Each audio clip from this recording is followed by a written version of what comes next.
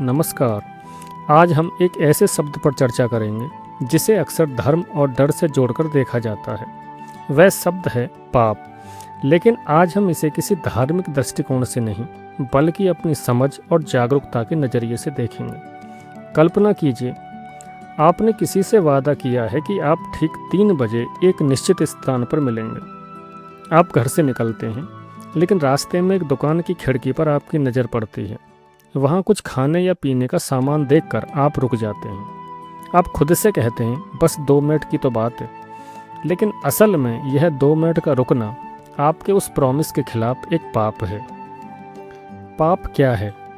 पाप हमारी मानसिक और शारीरिक दुर्बलताओं का परिणाम है। जब हम किसी लक्ष्य की ओर कदम बढ़ाते हैं तो शुरू में रास्ता कठिन लगता है। जैसे जैसे हम आगे बढ़ते हैं, चैलेंजेस और आवश्यकताएं बढ़ती जाती हैं। यहाँ हमें एफर्ट की ज़रूरत पड़ती है। इंसान की एक बेसिक टेंडेंसी होती है मेहनत से बचना और काम को आसान बनाना। जब हम अपनी इस प्रवृत्ति के गुलाम बन जाते हैं और अपनी समझ के विपरीत जाकर आसान रास्ता चुनते हैं तो हम पाप करते हैं।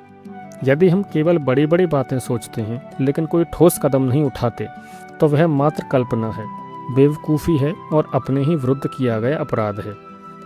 पाप का अस्तित्व हमारे एम से जुड़ा है।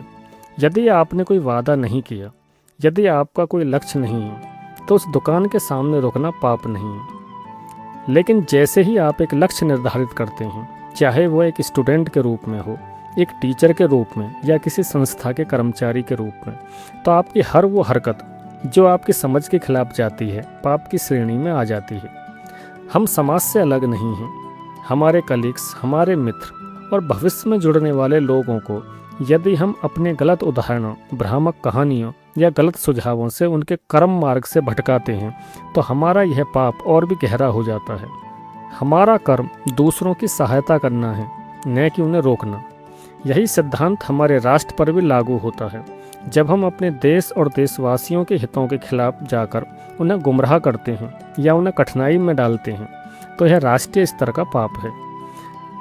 अंत में निष्कर्ष यही है कि पाप का अर्थ है अपनी उच्च चेतना, हायर कॉन्शियसनेस के विरुद्ध जाना। जब हम जानते हैं कि सही क्या है, फिर भी हम अपनी कमजोरी के कारण गलत चुनते हैं, तो हम खुद को धोखा दे रहे होते हैं। सजग बनिए, क्योंकि हर छोटा निर्णय आपके व्यक्तित्व का निर्माण कर रहा है। धन्यवाद।